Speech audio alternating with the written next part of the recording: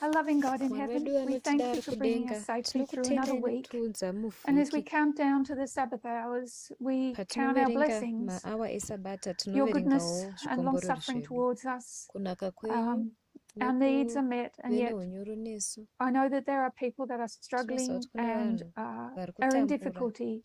And yet, Lord, we know that your providential hand is over all. We ask that you would be with us tonight as we come to study together, to enter into the Sabbath hours with your presence and with your Spirit. Please guide and direct this discussion. Open our minds to the things that are relevant for us today. And I just pray for all present and all joining and all our members around the world, especially those in the islands that have already opened the Sabbath. May you be with them. And we ask in Jesus' name. Amen. So our study has been on, or is going to be on atheism. During the Vespers program for the first half of the year, atheism was a topic, and we looked at new atheism, and particularly the four horsemen of the apocalypse. There was Christopher Hitchens, Richard Dawkins, Daniel Dennett, and Sam Harris. And new atheism was a very aggressive form of atheism that developed out of 9/11, 2001, and the attack of radical Islam on the Twin Towers. And so even though these men directed their animosity towards all religions, really they were particularly pointed with Islam and Allah. So that is one form of atheism that was looked at earlier in the year. But we want to have a look at atheism in a more broader understanding and other manifestations of atheism that can also impact us. So we went to an Ellen White quote because what we want to understand is what is atheism a religion?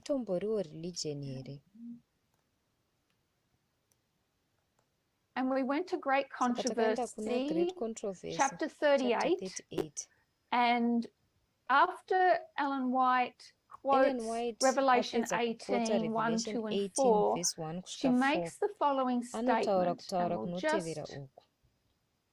read. Would somebody... Rachel, are you able to read that passage? Hi, Terry. I just sat down, so yes, let me have a quick look. The scripture points forward. The scripture points forward to a time when the announcement of the fall of Babylon, as made by the second angel of Revelation 14, verse 8, is to be repeated, with additional mention of the corruptions which have been entering the various organizations that constitute Babylon, since that message was first given in the summer of 1844. A terrible condition of the religious world is here described. Thank you, Rachel. So, in describing Babylon, she is, it quotes Revelation 18 and is explaining that it is a repetition of Revelation 14 with additional mention of the corruptions which have been entering the various organizations that constitute Babylon. So Babylon is constituted of various organizations, and then she also uses the term religious world. So Babylon is comprised of various organizations, but they are religious. So where does atheism fit into that? So we understand that Babylon is that great city. And that great city is divided into three: the dragon, the beast, and the false prophet. The beast being Catholicism, false prophet being apostate Protestantism, and the dragon we understand as spiritualism. So within the framework of spiritualism, you will find atheism. It comes under the category of spiritualism. And what we want to show is that it is a religion. It can be seen as a religion. And so it fits into that paragraph that Ellen White was saying there in Great Controversy. So it's part of the dragon. So if you've got your Bibles, go to Ezekiel chapter 29. Ezekiel 29. Chapter 29.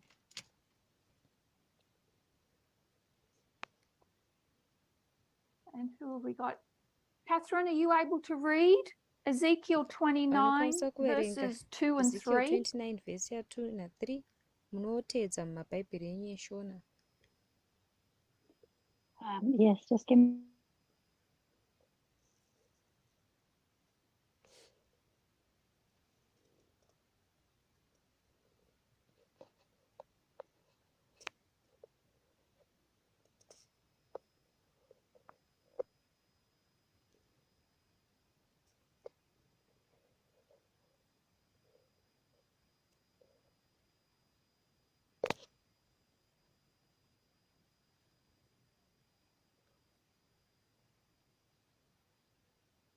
All right, Catherine, are you with us? Have you got audio problems? Paita dambudziko here nema-audio.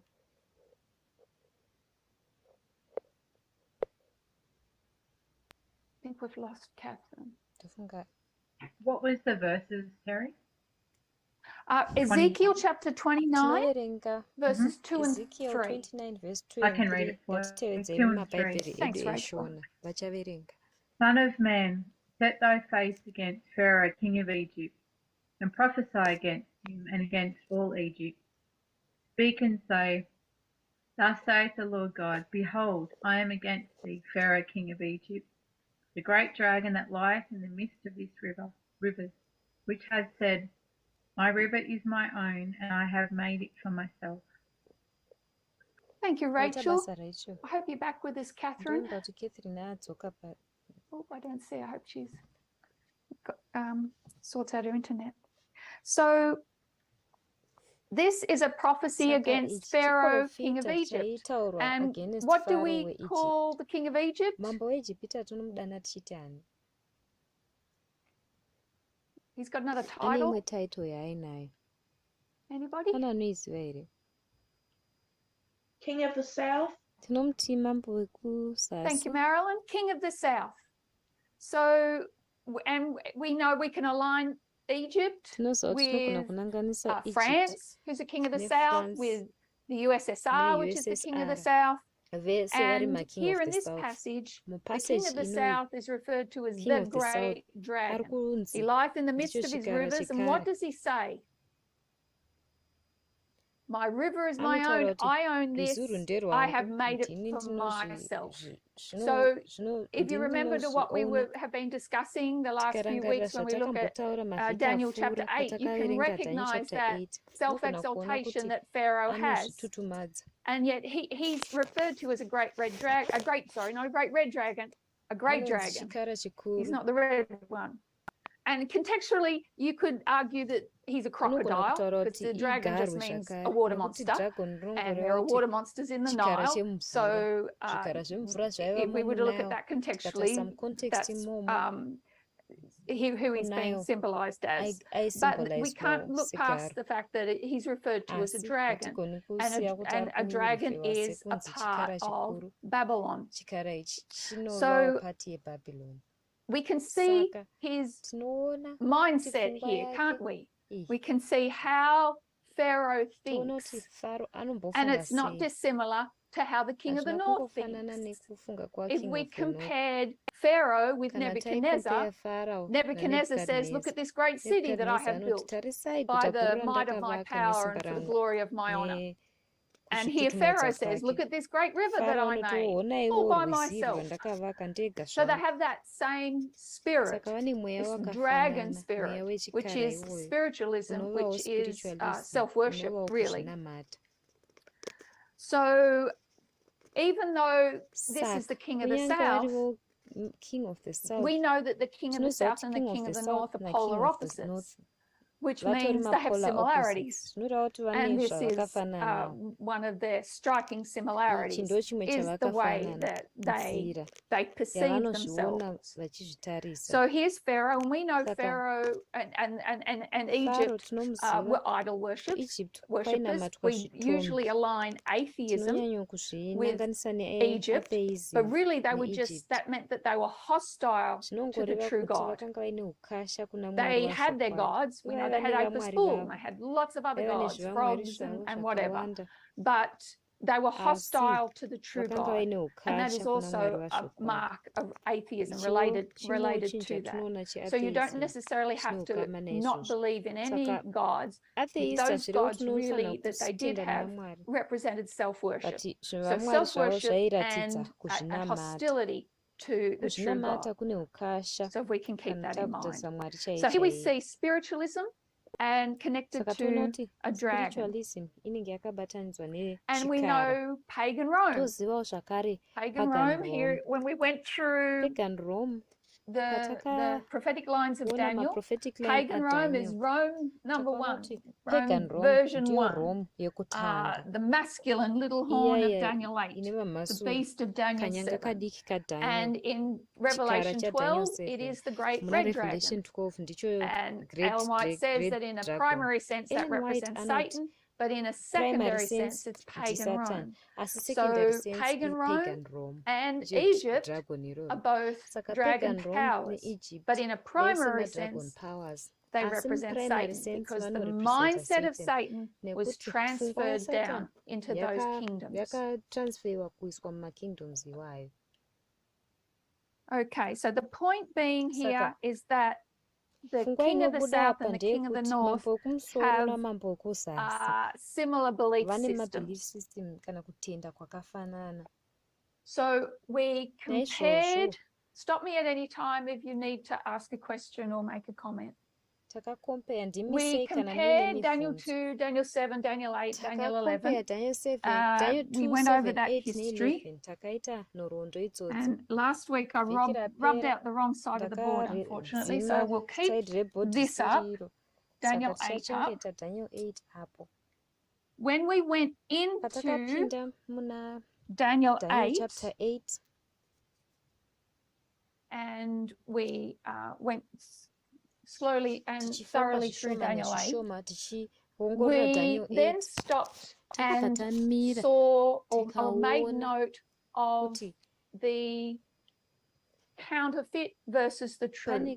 So we know when we look at Daniel 8, it's the story of counterfeit religions because it's sanctuary terminology, and their counterfeit sacrifices, animal sacrifices, because they're not right. They're not. They've got blemishes. The ram had one horn higher than the other, and it gets broken. The he-goat had the big horn and the broken horns. So we see that they represent counterfeit religion.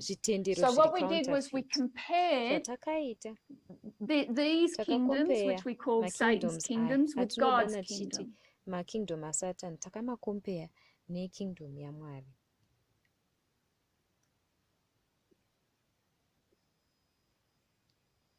And we looked for the similarities that were counterfeited, if that's the right way of saying it. We looked at aspects of the kingdom, because we understand that Satan was a created being. He can't create himself. All he can do is copy, and he corrupts what he copies. So he takes what is of God and he mimics it, but it's a corrupted copy. So when we looked at we looked at these kingdoms, how they're represented in Daniel 8. We noticed what they all had in common. And what they had in common were horns. And when we went to Psalm 75, we saw that there are such a thing as righteous horns and wicked horns. So the horns in Satan's kingdom are wicked. The horns in God's kingdom are righteous.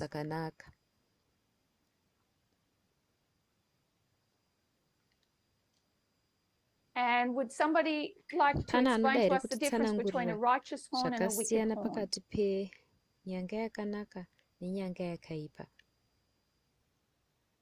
We got a volunteer. I'm volunteering. Can you hear me? Yes. So a wicked horn is self-exalting. And okay, so yes. You're not wrong, but you're using the wrong word. Okay. Gadol, is it? Gadol is the self-exaltation. The horn is? Gadol is self-exaltation. Asinyanga irichi.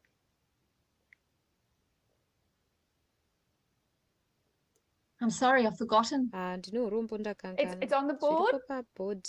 I can't read that. It's blurry. Oh, I'm sorry. That better? A little bit. Oh, what does it say? Self-proclaim, is it? I still can't read it very well. Is everybody having trouble with the board? Yeah, it's blurry. Yes, it's very blurry. Blurry.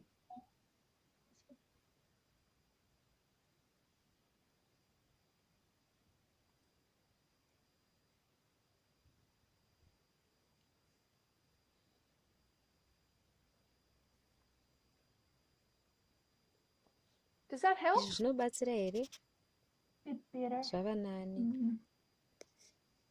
It's better, yes. It's self-promotion. It's better. It gets worse when you move it backwards.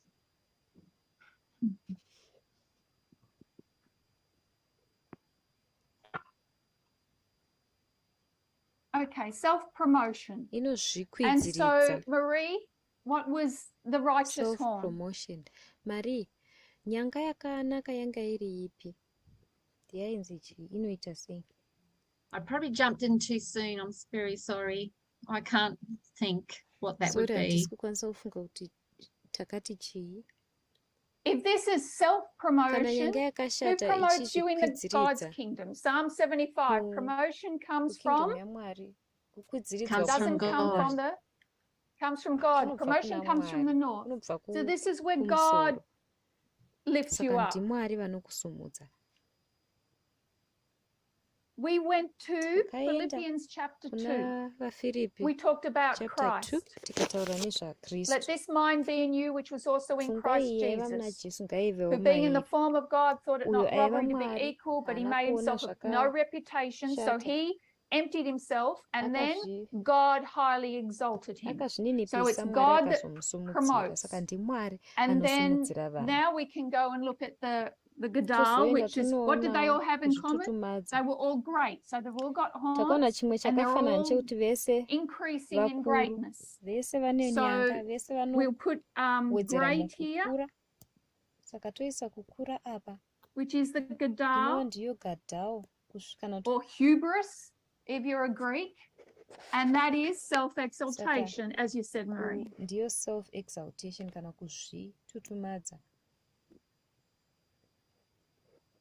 So we know that there has to be a truth. And does anybody remember the first passage we went to determine that that is actually what God does, is he makes great, right?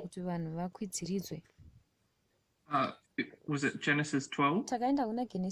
Genesis 12. what happened in Genesis? What was the promise in Genesis 12, right? Genesis 12.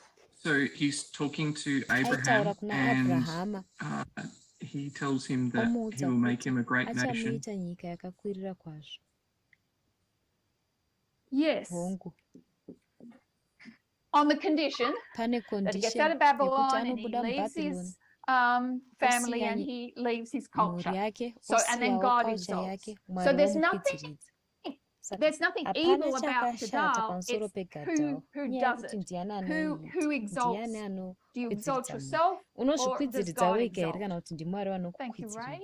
So we also looked at, we saw there were two hosts. One was the armies of Rome.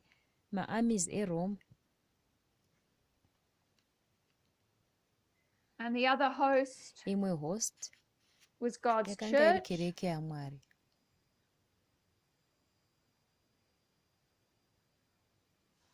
And what else? Sanctuaries. So we had a sanctuary in Daniel 8, which was Kodesh. Only ever God's temple. And we have a sanctuary, Mikdash, which could be anything, very generic. And one of the last ones I think was Prince, which was Christ.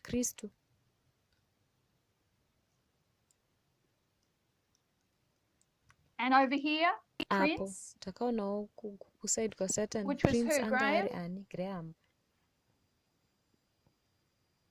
Titus. Titus. What did Titus do in chapter 9? Chapter 9, verse 26. Put a stake in the ground. No.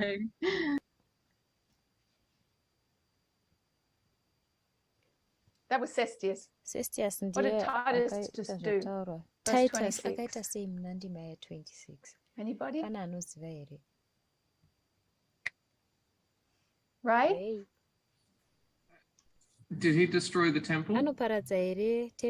He destroys the city and the temple. The city and the sanctuary.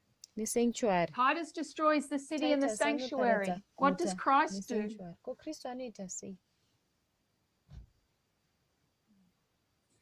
He restores the sanctuary? He destroyed the city and the sanctuary.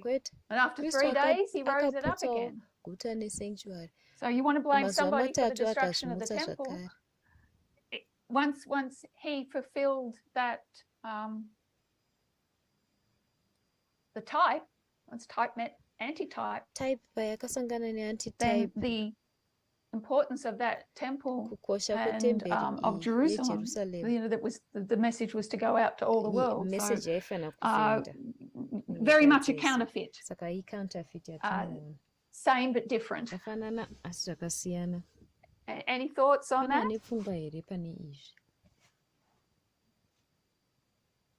Destroyed the city and the sanctuary. That's what got Christ in trouble. He said not one stone to be turned left on one. He was prophesying of that, but he was talking of his body because spiritually his body was the temple. So anyway, you can see that analogy there. So we call this culture wars.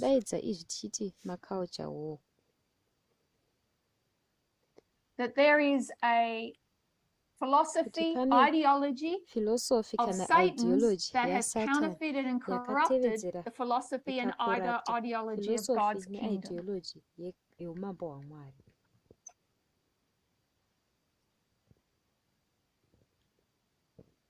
Then we went to the 25:20, and because in Daniel chapter 8, we saw what the daily was. The daily was the continual. So I turned my board too early.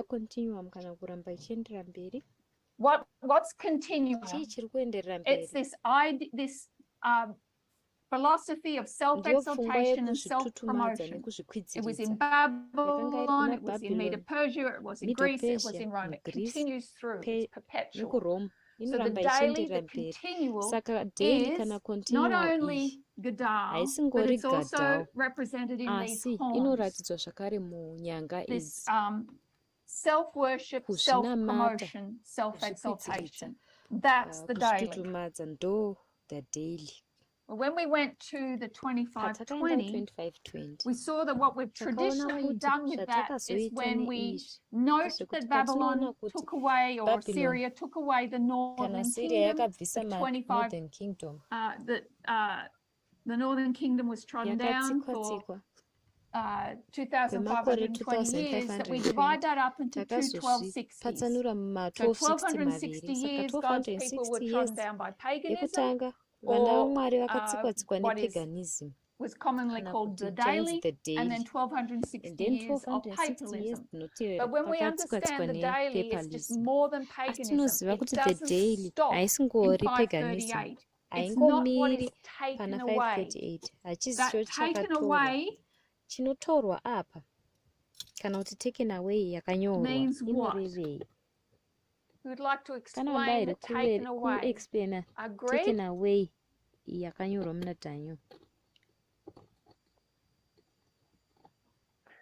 Taken away means basically it was transformed from one thing to another. Yes. And the language of the Hebrew is it's lifted up and exalted. It's actually lifted up, and paganism was exalted into papalism. It was clothed in holy garments. So taken away, do you remember the word, Greg?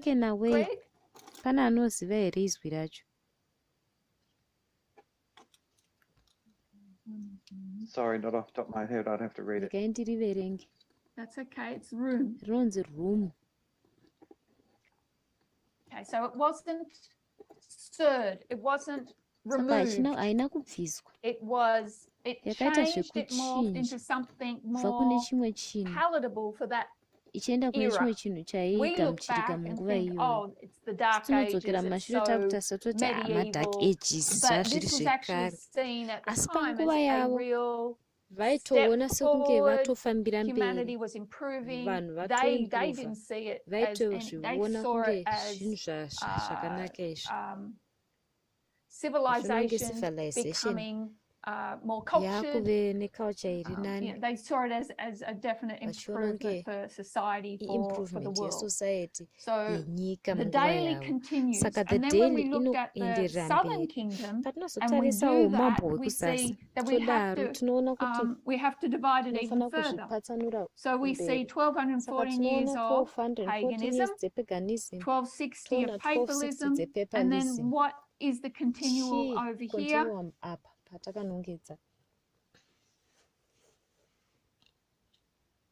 It's Protestantism.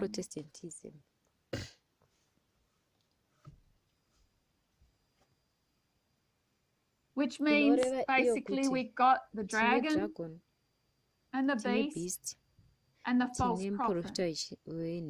Point being that the daily just never goes away. So the daily is going to continue through the end, but here we see with the deadly wound, it took me a minute to work out what that meant, but the deadly wound here, that now we're going to see the daily change again and become even more deceptive, really, because it will be an acceptable change. So, any questions on the daily?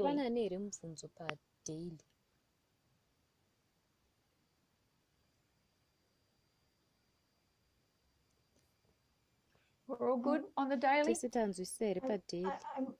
I'm gonna I don't know, I'm asking a question, making a comment.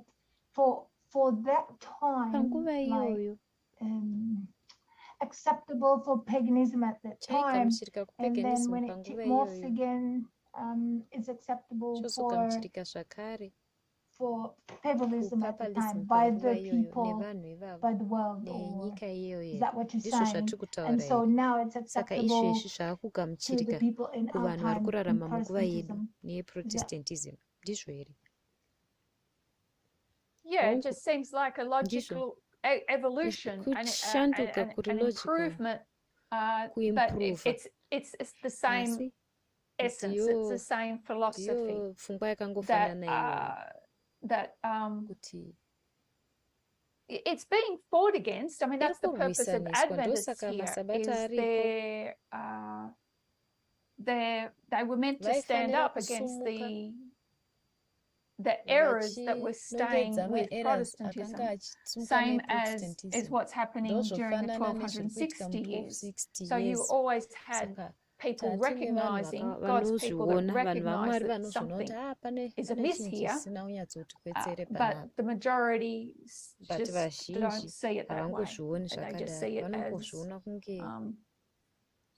something that is improving on the past, and we know that it's not, can't be an improvement. How do we know it can't be improvement?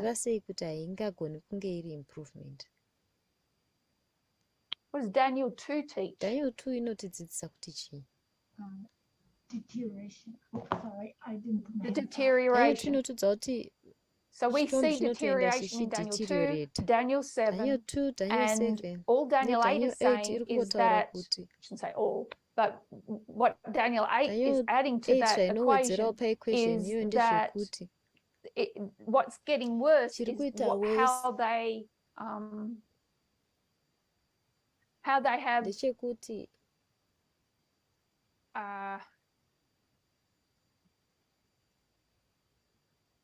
how they have taken on these pagan concepts, but dressed it up in acceptable cultured language, rational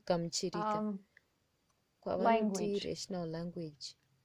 But it is a deterioration. Just because technology has improved doesn't mean that people's worldview improves. So then we went back and saw that even though we mark the daily or paganism as treading down God's people, starting to tread down God's people in 723 BC, that we can trace that right back to heaven. This is an ideology that began in the mind of Satan, and we looked at two passages, Ezekiel 28, Isaiah 14, that spoke of the Prince of Tyre and of Lucifer, and how this was the mind of Lucifer in heaven. I will exalt my throne above the stars of God. I will be like the Most High. So it was self-exaltation, self-promotion that he had in heaven. So the daily we can trace right back. It's continued from Lucifer's fall. He brought it down to earth and transferred it to Adam and Eve when he said, "Ye shall be as gods." So it was self-promotion, self-exaltation, and they bought into it, and that's how sin entered the world. So we see a new religion has developed here on the earth, and so then we've got problems that need to be solved, and it's in the solving of these problems that we see a deterioration of affairs between people and on the earth. So with Eden, what's the problem? The problem is Eve, wandering Eves. What are you going to do to solve the problem of wandering Eves? Patriarchy. Wandering Eves caused all this in the first place. We have patriarchy. It's going to solve that problem. Then we have the problem of religious intolerance. So how do we solve that problem? The problem of Cain. With more intolerance, really. This is where you can trace church-state relationships right back to Cain. Then you have the problem with Ham. And that's going to be solved by racism, by seeing different family lines being controlled. So I don't want to go into that too much, but all I'm saying is that there are problems that have arisen since sin, and people are going to attempt to solve those problems, but they're not doing it God's way. When patriarchy is introduced here, that's not how God would have solved the problem. It was a result of their sin, and same with false worship, same with racism, nationalism. It's the result. But those problems could have been solved another way. They've been solved through self-exaltation, self-promotion. How are we going to solve the Eve problem? Man exalts himself over woman. So one nation will exalt themselves over another nation and bring them into captivity, into servitude, slavery. So, any questions so far? Any thoughts?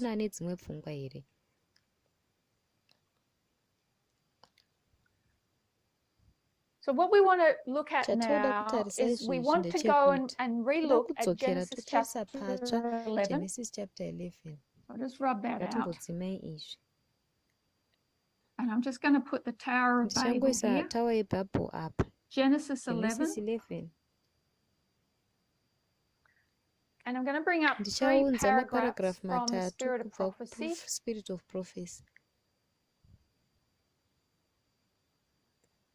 And let's just remind ourselves of this history. So actually, perhaps before we do that, if somebody's got their Bible, would they like to open up to Genesis 11 and perhaps read the first 3 verses? I can read that. Thank you, Graham. The whole earth was of one language and of one speech. And it came to pass as they journeyed from the east, that they found a plain in the land of Shinar, and they dwelt there. And they said to one another, Go to, let us make brick and burn them thoroughly. And they had brick for stone, and slime had they for mortar. And verse 4. And they said, Go, let us build us a city and a tower, whose top may reach under heaven, and let us make us a name, lest we be scattered abroad upon the face of the whole earth. Thank you, Graham. Okay, so let's revisit this in the Spirit of Prophecy. So that's not the one.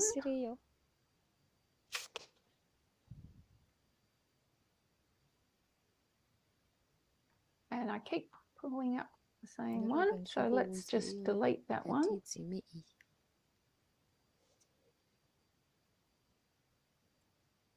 That'll make it easier.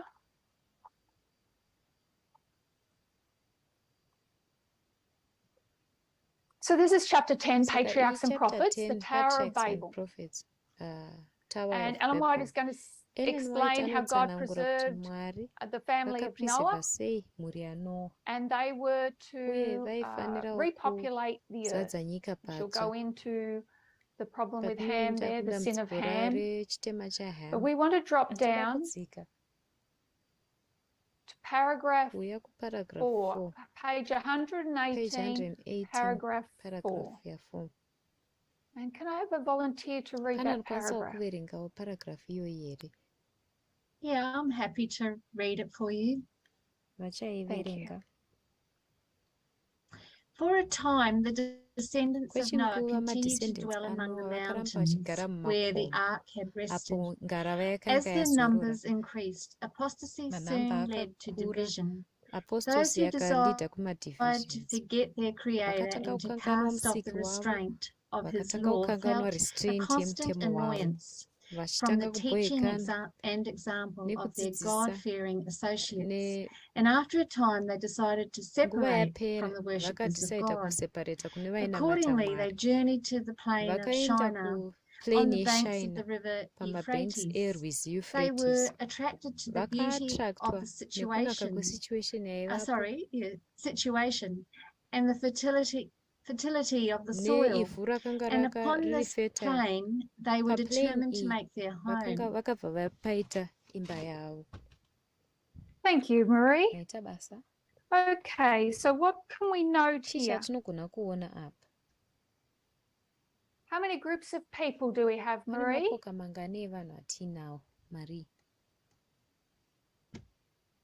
Two. Two. So you have, where are the first group?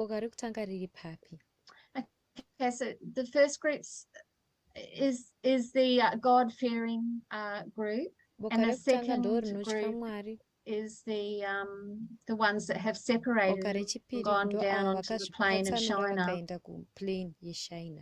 Yes, and so the first group, stay where?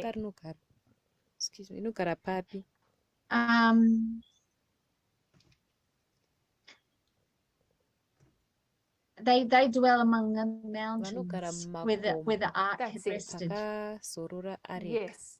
So you've got two groups. One is going to stay in the mountains where the ark is. The other group are going to go down to the plain.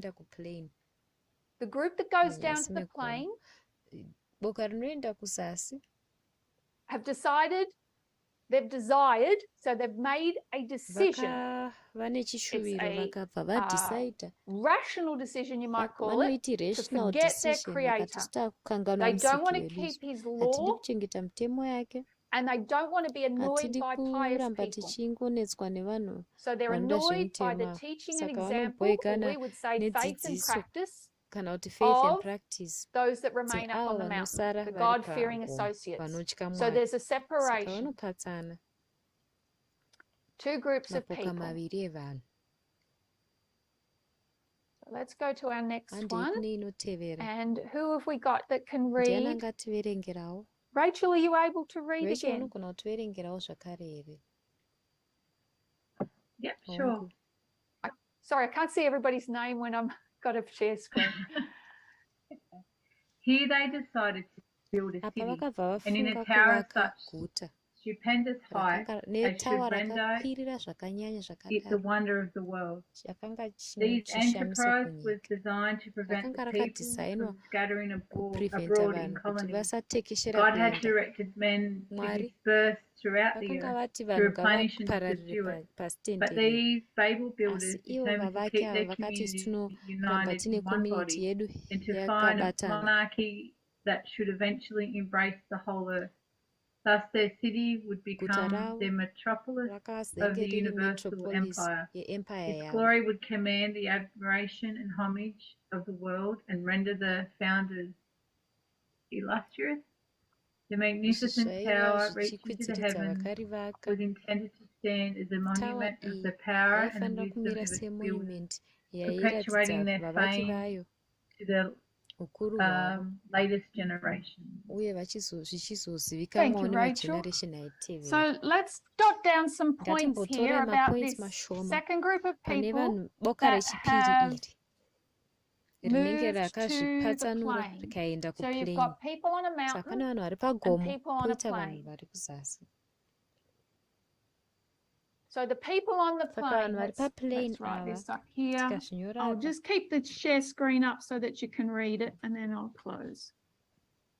They're going to build a city and a tower.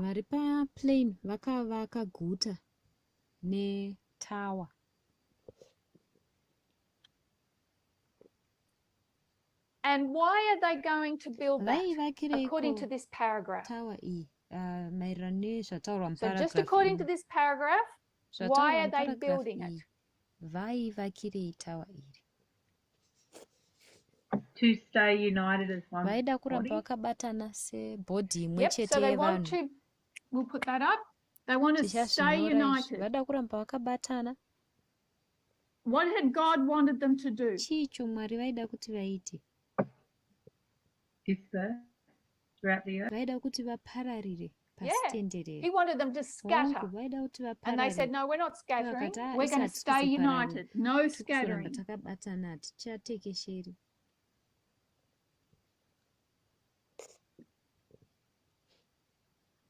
And yet, what is their final aim, though?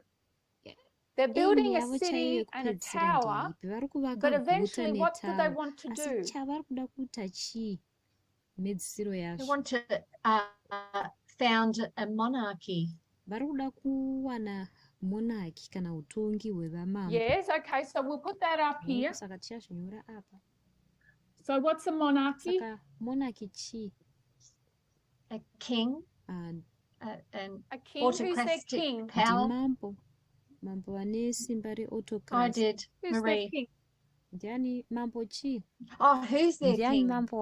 Who's their king? Not mentioned in the passage. We know. I guess Go it's I guess it's Satan. No, not Satan. Anybody else? Anybody else? Who's their king? It's not mentioned in this passage. It's not mentioned in the. And we got a chat. Hang on. Brody. Nimrod.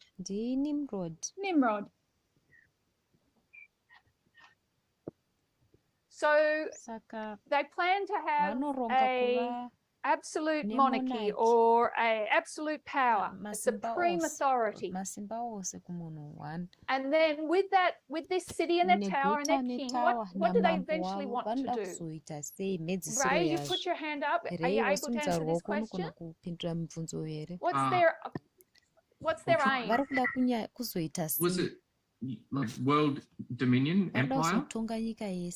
Yeah, empire. What's the words that are used? Universal empire.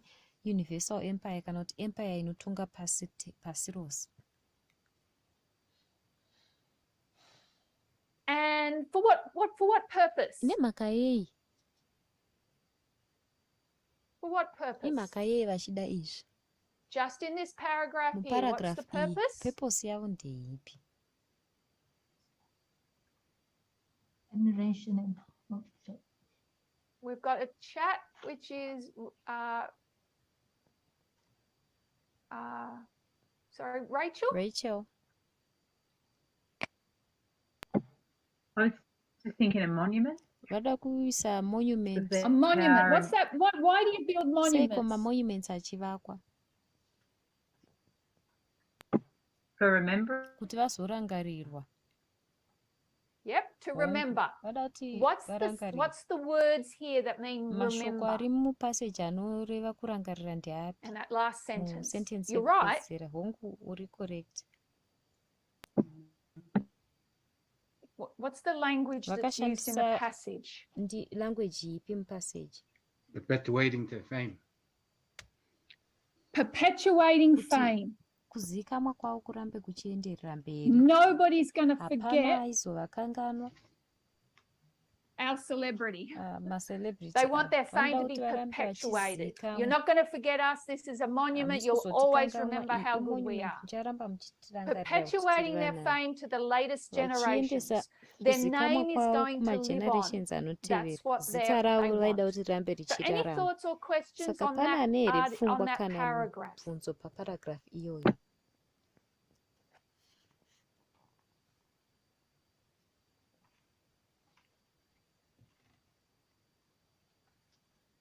Rachel? I was thinking another counterfeit. When you compare and contrast a monument, the Sabbath is supposed to be a monument for us to remember for generations, and here we've got the counterfeit building a monument. It's interesting. So what did you say was the monument? Chawati monument chiana unyatsokunzwa. So the monument for the Sabbath. Monument God ndoyaiva sabata hosted. Yeah. Nation.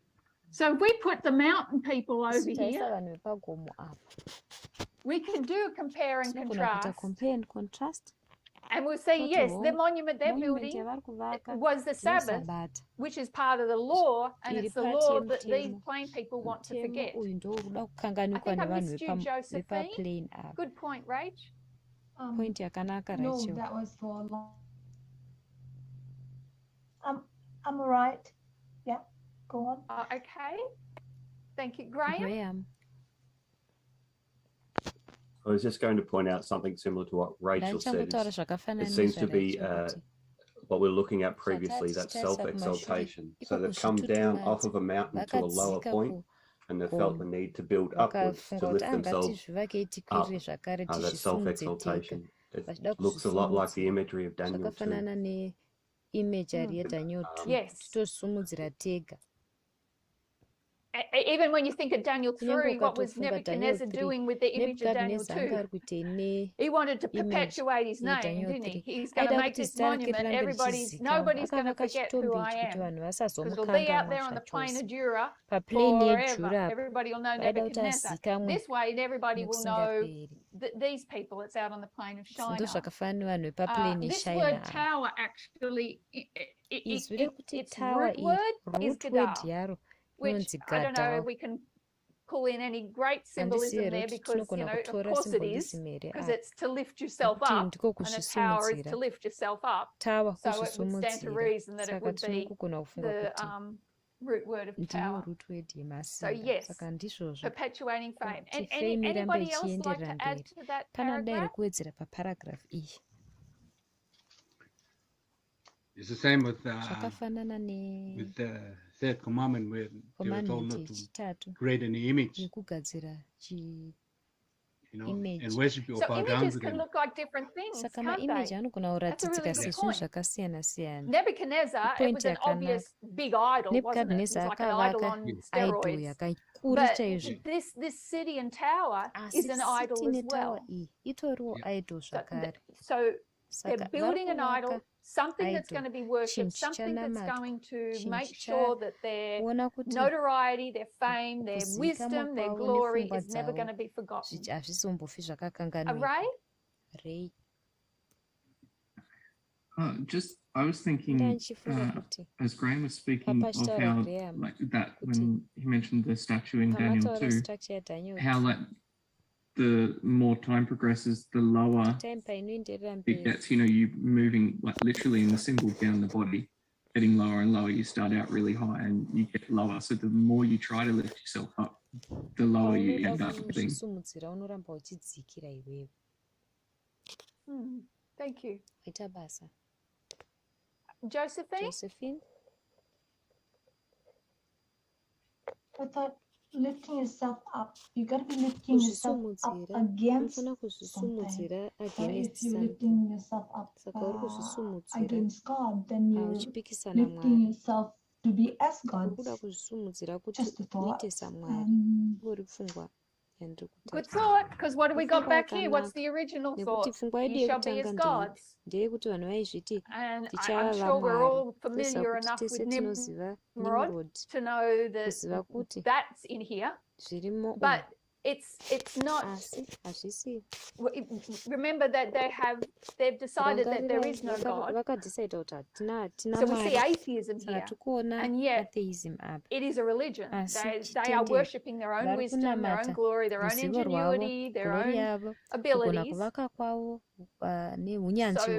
it really starts to institutionalize what a false worship would look like. That's built on self. Thank you, Josephine. Molly? Yeah, I'm just thinking where it originated, how they determined not to be scattered, like what God has demanded them, but to stay together. and build themselves up, like because it's like how it comes from Lucifer when he's been demoted, and he determined that he will rise above the stars and sit on the throne of God. And we can see it's the same characters that these people inherited. Because in order to lift yourself up, to self-promote, to self-exalt, you've actually got to tread on somebody else. Yes. And what they're doing here in building the city and tower, the city is actually controlling the people.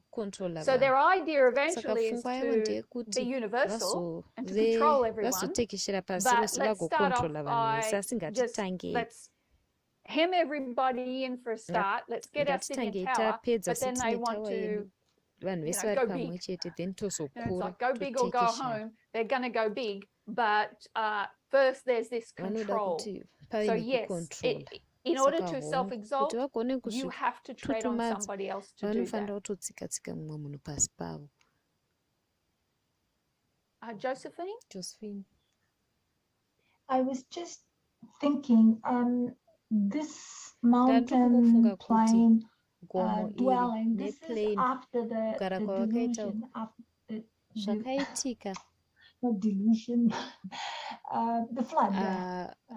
Flood yaitoitika it's because of sin that came about, the evil, the wickedness of the people. So the idea is they were in, Cain was living in city, and God is wanting them to go away from being city dwellers and to be on the mountains, but they're going back again to dwelling in cities and exalting themselves or lifting themselves up.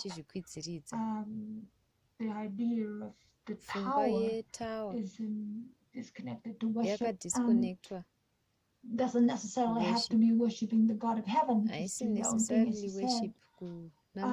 And reaching up to heaven, the tower is, the idea is to build it to reach up to heaven, probably to protect themselves from the flood. So we'll get to that point. That's the next paragraph. Okay, sorry. No, that's okay. So we just wanted to pull out this paragraph here, and but you did say something. What did you say at the beginning? Oh yes. So generally, Adventists use this passage to show the evil of cities, and I want to stay away from that. In that God wanted them to move out to spread across the whole earth, and then once the earth is populated, it's not that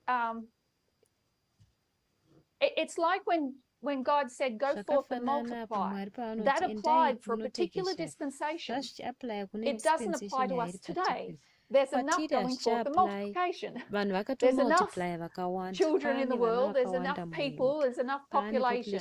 So that directive by God back in Genesis doesn't apply to us today. When God is saying scatter, go out, spread across the world, that doesn't apply to us today either. So I don't, this isn't a lesson on the morality or immorality of cities, because we can see here it's going to start with a city, but then they do want to scatter, they do want to spread out, but first you've got to get control of what you've got, and then you can go big.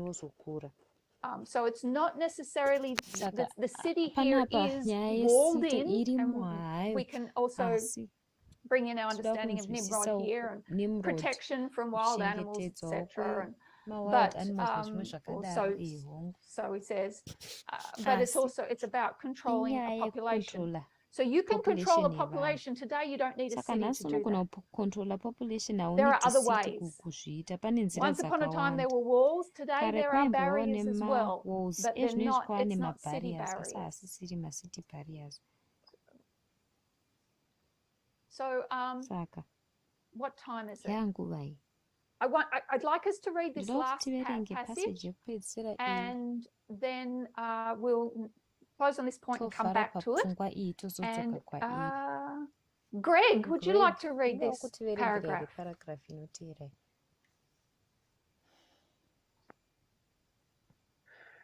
The dwellers of the plain of Shinar disbelieved God's covenant that he would not again bring a flood upon the earth.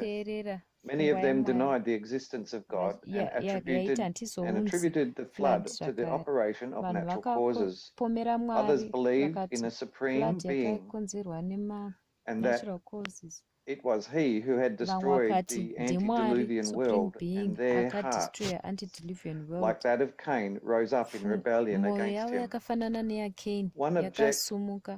One objective for them in the erection of the tower was to secure their own safety in case of another deluge.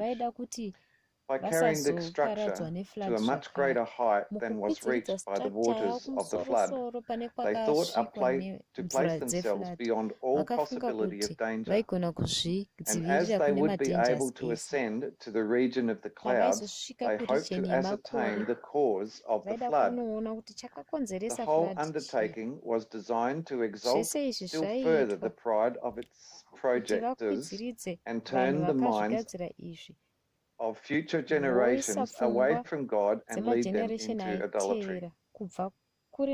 Thank you, Greg. So, we're told that these people, the plain people, they don't believe God. God had said he'd made a covenant with the rainbow as a symbol that he would not again bring a flood upon the earth. But what's their problem? They actually deny that God exists. They said what has happened here is the result of natural causes. So we've got two groups of people here. We've got those that say God doesn't exist, it was all natural. So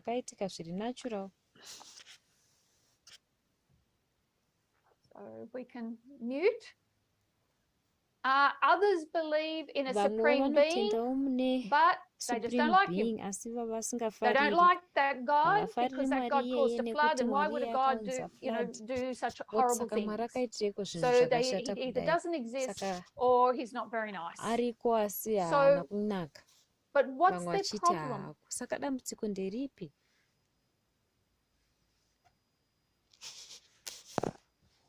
What's their problem?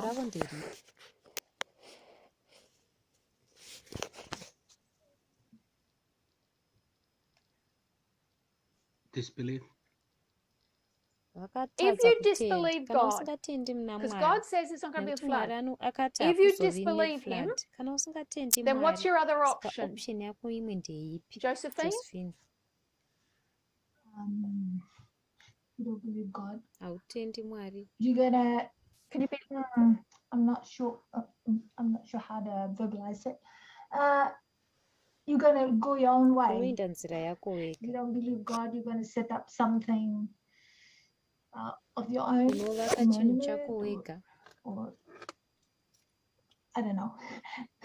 Maybe my thoughts are not together on that point. That's okay. Thank you, Josephine. Idolatry.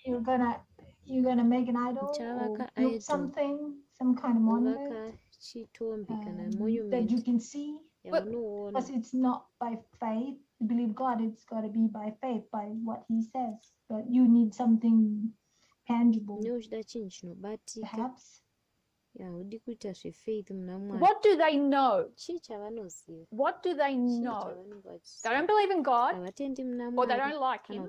But what do they know has happened? The flood. That there's been a flood. Yeah. There's been a flood. There's evidence. They're not stupid people. There's been a flood. So now what's the problem? Because God said there won't be another one. But we don't like him or we don't believe in him. So what's their problem, Ray?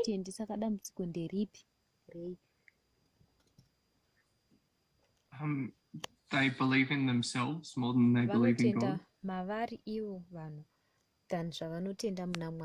Well, yeah, you've got to believe in something. Yeah, so they believe in themselves, yes. Yeah. Like they're gonna do take their own actions to fix the problem. Well, what's the problem they've got to fix?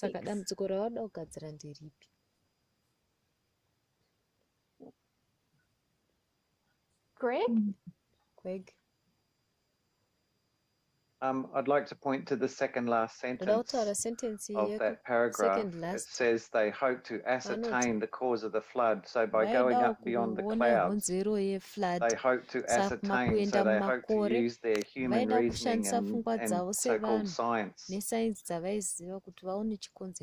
Yep. So that's a positive about building the temple, is they're going to be able to use that technology to work out how things happen.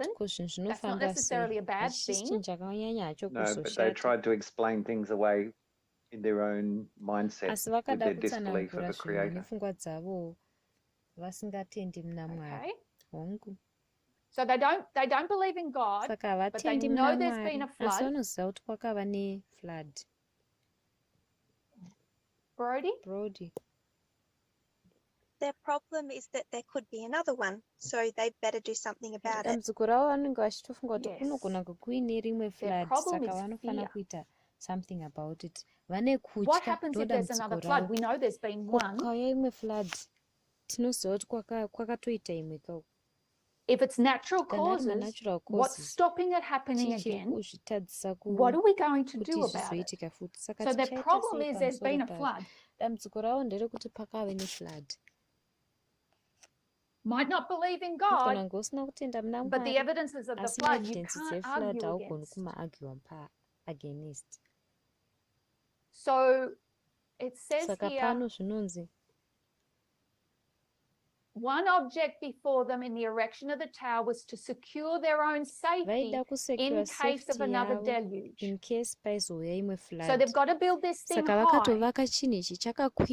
because what don't they want to happen? They don't want to die. They don't want to be swept away like those others in the flood.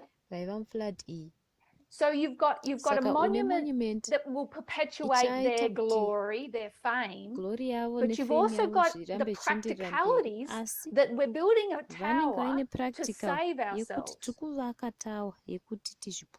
And if we can build it high enough and we can work out how all this happens, then we can save others. Because not everybody can live up the tower. And we do want to be a universal empire. So we've got to have something to sell to the people. So let's work out how this happens, see if we can't stop it happening. At the same time, it makes us look good, but we also need to secure our safety. There's a word for this. Sorry, Josephine? Are they doing like a precautionary measure, taking precautionary measure to make sure that they're safe the next time? Maybe that's not what you. I would say precaution is it's bigger than a precaution. This is save the world, save us. This is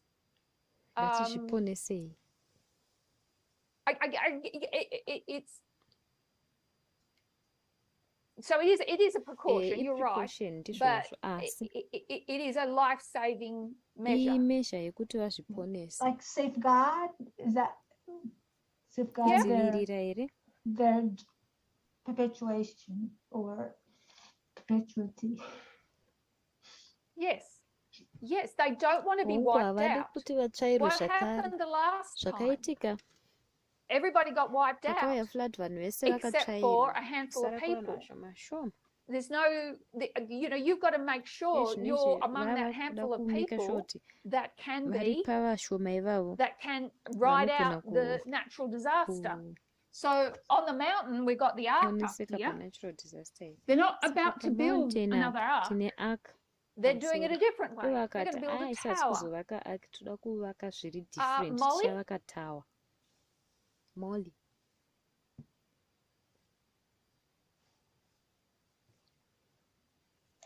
Hello.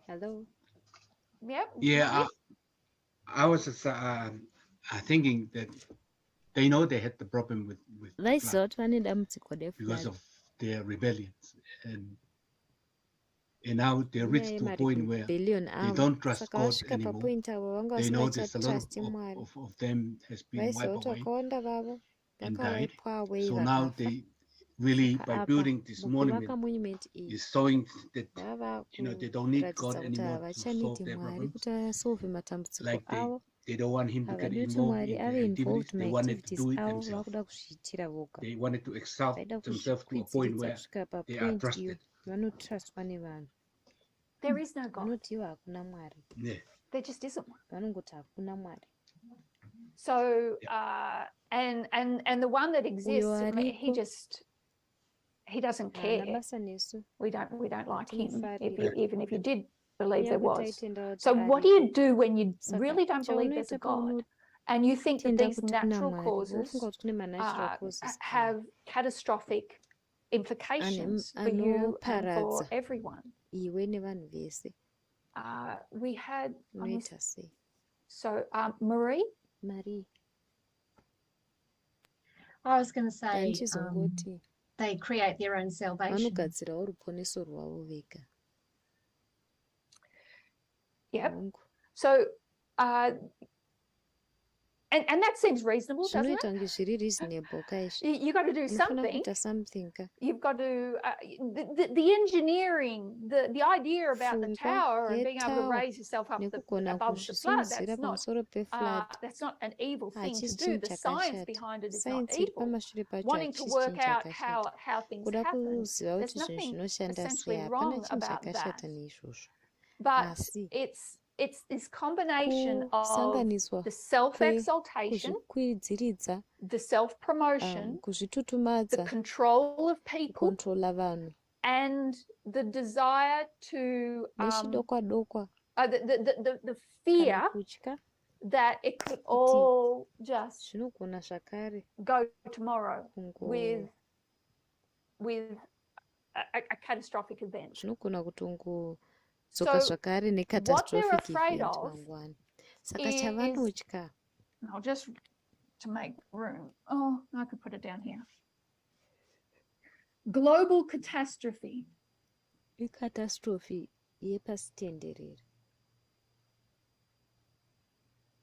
Now, global catastrophes can go a number of different ways, because we could say that we had a pandemic, and that was a global catastrophe. Did it put mankind at risk of extinction?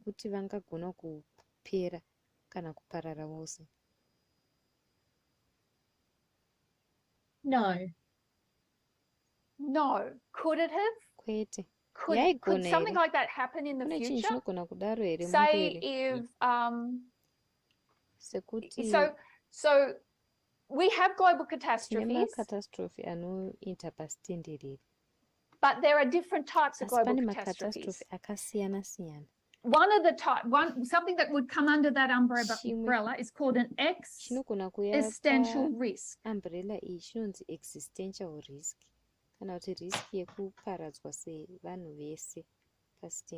Existential risk, as the name suggests, what are you afraid of?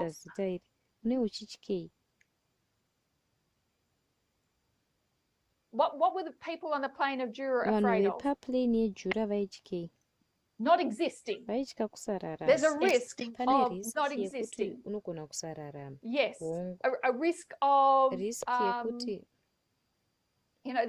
there's global catastrophes that can do a lot of damage and that can destroy man's propensity, can set us back. They may even set mankind back where it would never recover, but there was still, I shouldn't say mankind, but people. But there are global catastrophes that could result in people never coming back to what we've got today, but still existing. And then there are existential risks that could result in what do you call it? What's the word? Extinction.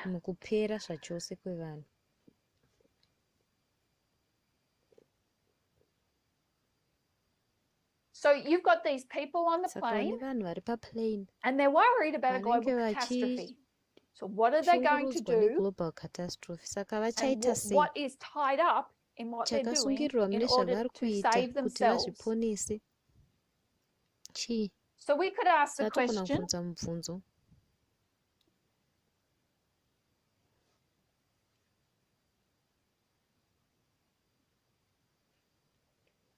you're an atheist. You do not believe in God. It's 2022. What are you afraid of? What would you be worried about?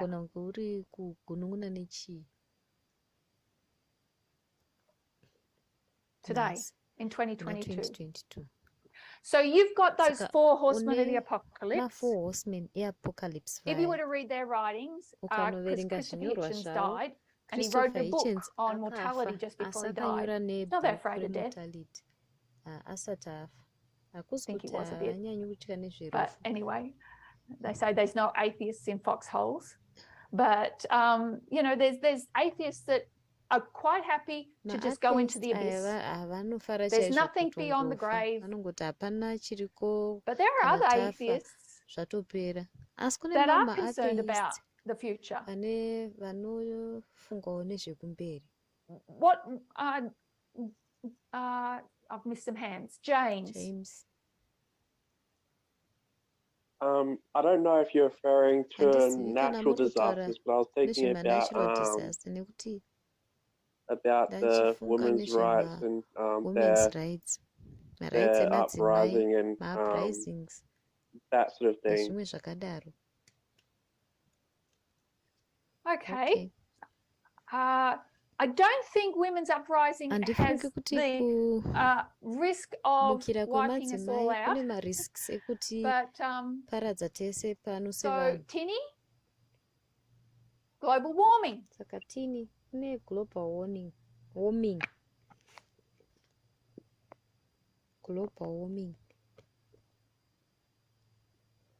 Sorry, didn't think of that. I think atheists are more afraid of global warming than they are, you know, they don't like women, a lot of them, that's my. So you know what track I'm on now, James?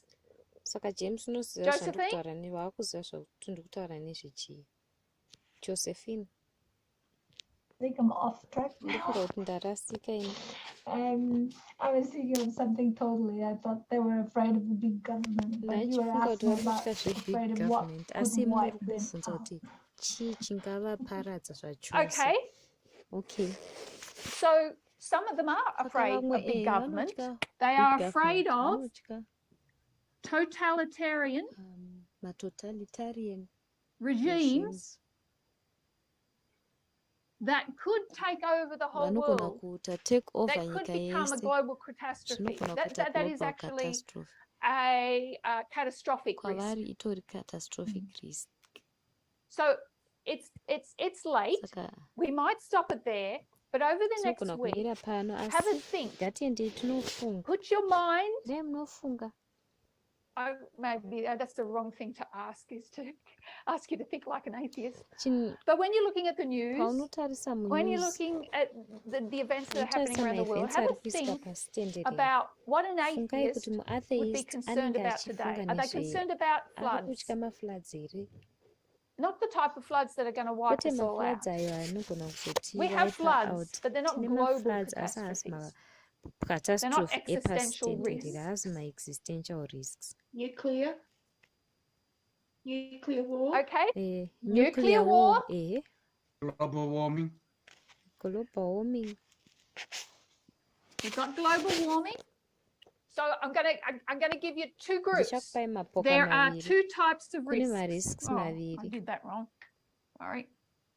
2 types of risks.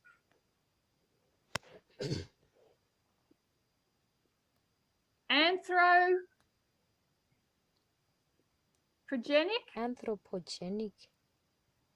And hang on, I'll write non-anthropogenic and anthropogenic. What would I mean by that?